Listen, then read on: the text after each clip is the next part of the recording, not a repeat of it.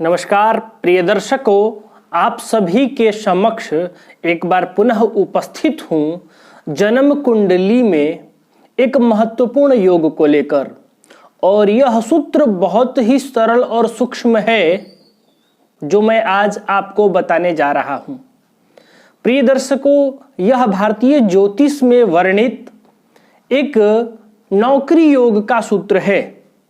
जिसके जन्म कुंडली में यह योग दिखाई पड़े तो आप समझ जाइए कि वह व्यक्ति अवश्य ही नौकरी करेगा।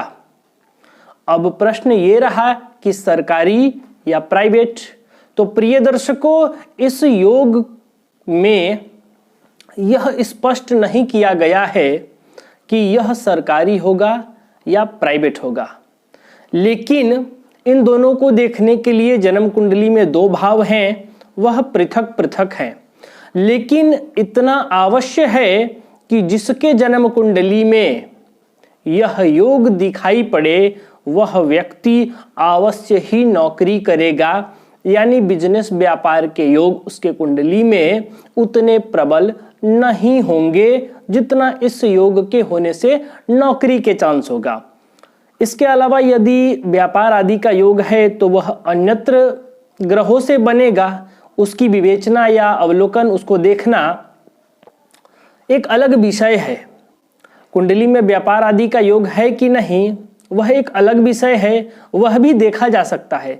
लेकिन आज जो मैं आपको योग बताने जा रहा हूं यह एक बहुत ही छोटा सूत्र है, एक बहुत ही सूक्ष्म ग्रह स्थितियों से यह योग बनेगा। लेकिन जिसके कुंडली में ये योग दिखाई पड़े तो आप समझ जाइए कि वह व्यक्ति अपने जीवन में अवश्य ही नौकरी करेगा।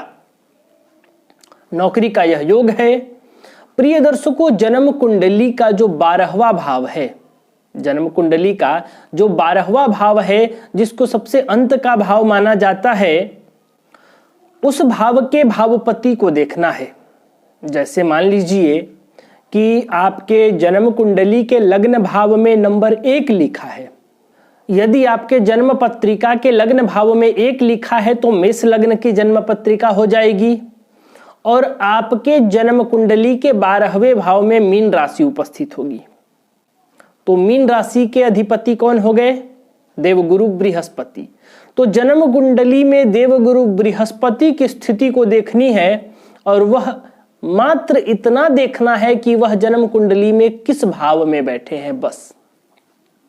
प्रिय दर्शकों, जन्म कुंडली के किस भाव में द्वादशेश यानी 12वें भाव के मालिक अधिपति ग्रह बैठकर नौकरी योग बनाते हैं, इस बात की जानकारी मैं आज आपको दे रहा हूं। आप भी अपनी जन्म कुंडली को खोलकर देखिए कि आपके जन्म कुंडली में जो 12वां भाव है उसके भावपति कौन बनते हैं और वह जन्म कुंडली में कहां बैठे हैं, यानी कि आपके जन्म कुंडली में नौकरी योग है कि नहीं, आज आप स्वयं ही सरलता पूर्वक देख सकते हैं। लेकिन एक बात और बताऊंगा कि मात्र यही एक योग होता है नौकरी का, ऐसा भी न समझिए। अन्य बहुत सारे योग हैं जो नौकरी योग बनाते हैं, उसमें भी सरकारी योग या प्राइवेट योग भी बनाते हैं। लेकिन उन्हीं सभी योगों में से आज मैं आपको एक योग बताने जा रहा हूं, एक सूत्र बताने जा रहा हूं जो कि नौकरी योग का ही है। तो यदि ये योग आपके जन्म कुंडली में घटित होता है तो आप समझ जाइए कि अवश्य आप अपने जीवन में नौकरी करेंगे।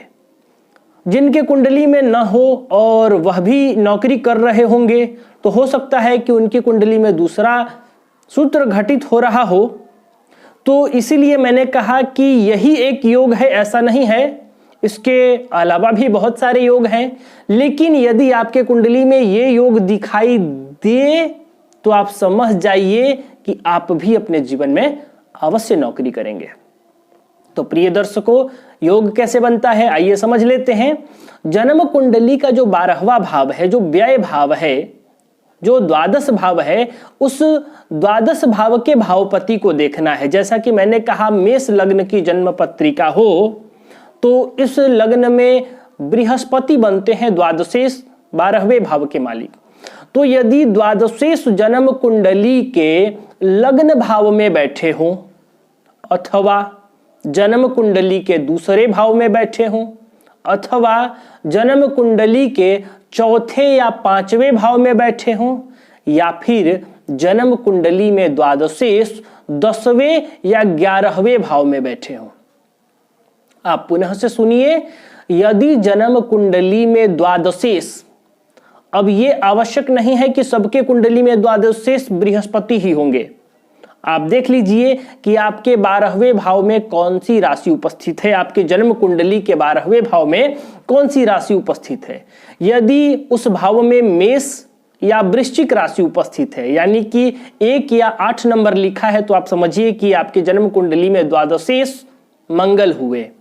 यदि 12वें भाव में नंबर 2 या नंबर 7 लिखा है, 2 या 7 में से कोई भी एक अंक लिखा है, तो आपके द्वादशेश होंगे शुक्र।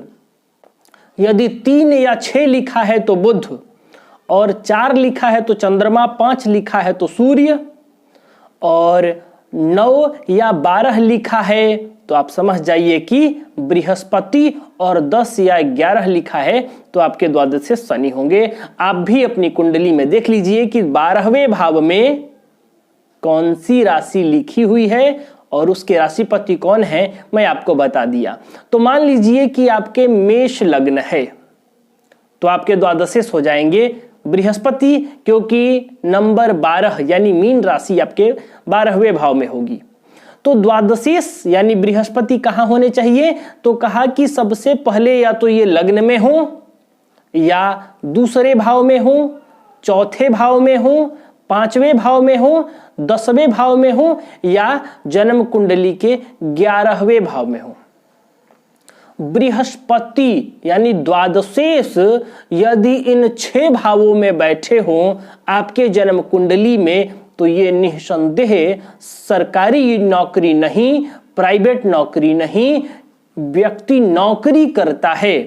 इसलिए मैंने कहा सरकारी नहीं, प्राइवेट नहीं, क्योंकि मैं ये स्पष्ट नहीं करूंगा केवल इस योग, इस सूत्र के माध्यम से कि व्यक्ति को सरकारी नौकरी मिलेगी या प्राइवेट नौकरी, लेकिन इतना अवश्य कहूंगा कि नौकरी अवश्य करेगा, जीवन में नौकरी उसे प्राप्त होगी। तो प्रिय दर्शकों, आप भी देखिए, केवल द्वादशेश को देखना है और कुछ नहीं, और केवल भाव देखना है कि वह किस भाव में है।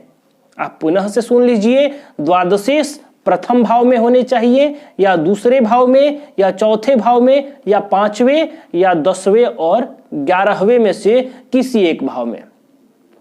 जन्म कुंडली के 1, 2, 4, 5, 10, 11 इन 6 भावों में से किसी एक भाव में आपके द्वादशेश यदि हुए तो आप अपने जीवन में नौकरी अवश्य करेंगे।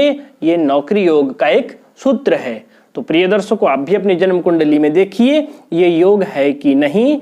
इसके अलावा भी मैं नौकरी योग के अन्य भी योग आपको बताऊंगा, अन्य भी सूत्र आपको बताऊंगा।